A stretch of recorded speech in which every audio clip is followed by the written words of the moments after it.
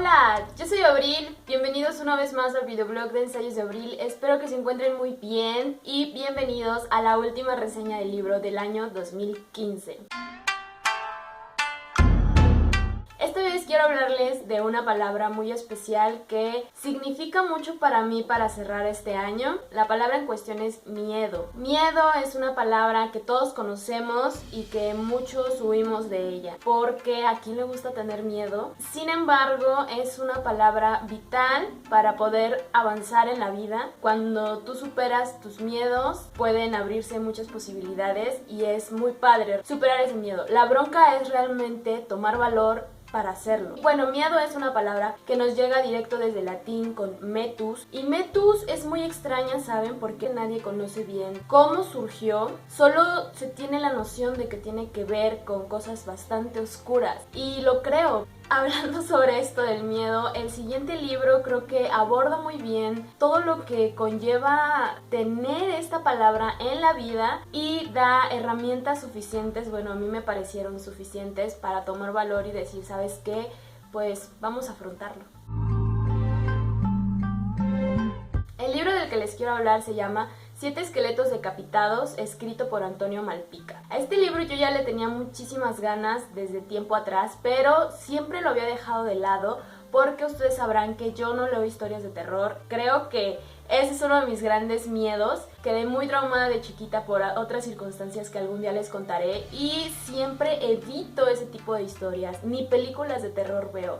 Entonces el título, 7 esqueletos decapitados, pues suena bastante grotesco, como a violencia y no sé, lo había dejado de lado. Regalé el libro. Conocí a Antonio Malpica, tuve el placer de escucharlo hablar en muchas ocasiones acerca de esa historia y aún así no me atreví a dar el paso con ese libro hasta que llegó Sputnik. Gracias Sputnik, porque así como lo logró conmigo, la verdad es que Sputnik ha logrado que mucha gente se interese por el libro. Cuando ella me empezó a hablar de lo maravilloso que era y de que sí era de miedo, pero no tanto como yo me lo estaba imaginando, entonces fue ahí cuando decidí darle una oportunidad a la historia. 7 esqueletos decapitados gira en torno a 3 personajes.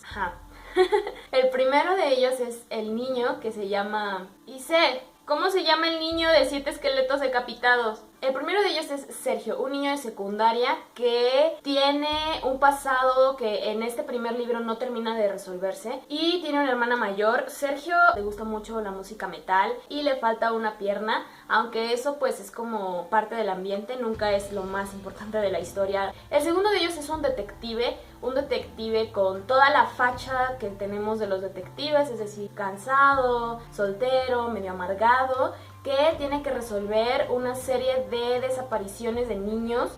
Aquí entra nuestro tercer personaje, que es el asesino. Esta persona tiene la meta de robarse 7 chicos, se los roba y luego al día siguiente entrega a sus familiares sus esqueletos sin el cráneo, porque al parecer colecciona los cráneos. Entonces es como...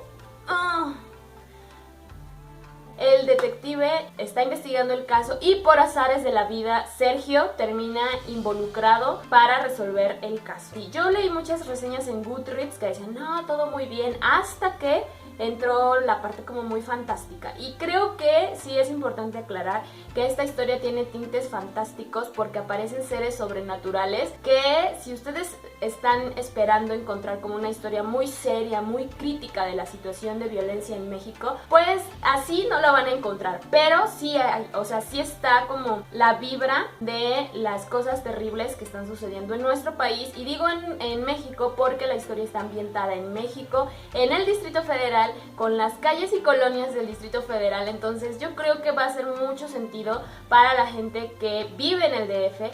Sin embargo, no es impedimento, por supuesto, para que el resto de las personas la disfruten. Hay otro personaje que se hace llamar el Farcas, que genera bastante miedo a Sergio. Y es aquí cuando entra nuestra palabra del día, miedo. De hecho, hay un diálogo que se hizo muy famoso en la historia. Dices esa frase y todo el mundo que haya leído la historia lo va a recordar, porque es ¿cuánto miedo puedes soportar? Cuando Sergio recibe esta pregunta es así como, ¿what? O sea, ¿a qué te refieres? Y la historia va subiendo de tono un poquito, hasta que Sergio se da cuenta que puede soportar mucho miedo. Y de hecho, yo platicaba con mi hermana que esta no es una historia de terror, o sea, no es una historia que va a generar que te muerdas las uñas o que no quieras caminar por la noche, no tanto así, pero sí genera otra especie de miedo. Me ponía yo en las situaciones en las que estaba Sergio y decía, yo lo soportaría. Y entonces descubrí que Sergio realmente es muy valiente. Bueno, yo les recomiendo mucho esta historia. Sergio sí cae mal en algunos momentos. Yo al principio lo disculpaba porque era un niño, pero después me di cuenta que este es el primer libro de una serie de libros que apenas en enero va a salir el cuarto, entonces yo estoy muy ansiosa ya por leer los que siguen. Lo que les conté fue como la premisa del primer libro, pero la premisa de toda la historia es que existe algo que se llama libro de los héroes, algo que se llama mediadores. Al parecer, los mediadores son estas personas que tienen la habilidad de identificar a los seres espíritus malignos que existen en todas partes y dar las herramientas necesarias a los verdaderos héroes para que se enfrenten a ellos. No les voy a decir más porque en realidad yo tampoco estoy muy enterada, solo de lo que leí en el primer libro.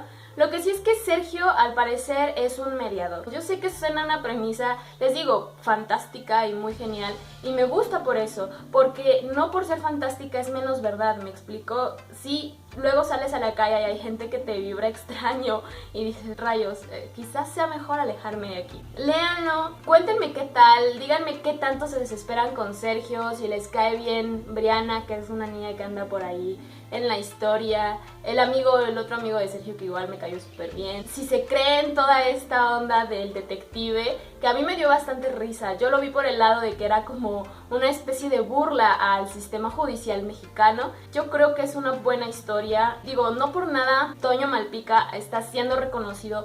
Bueno, ya había sido reconocido por todo lo que él ha escrito, pero esta historia tiene como un toque raro, extraño, que yo los invito a que conozcan. Esta fue la última reseña del 2015, de verdad. Muchas gracias por haber visto todas, les traigo muchas sorpresas para el próximo año, ya se estarán enterando. Y pues, ya, hablo mucho. Muchas gracias por ver este video y nos vemos muy pronto. Bye bye.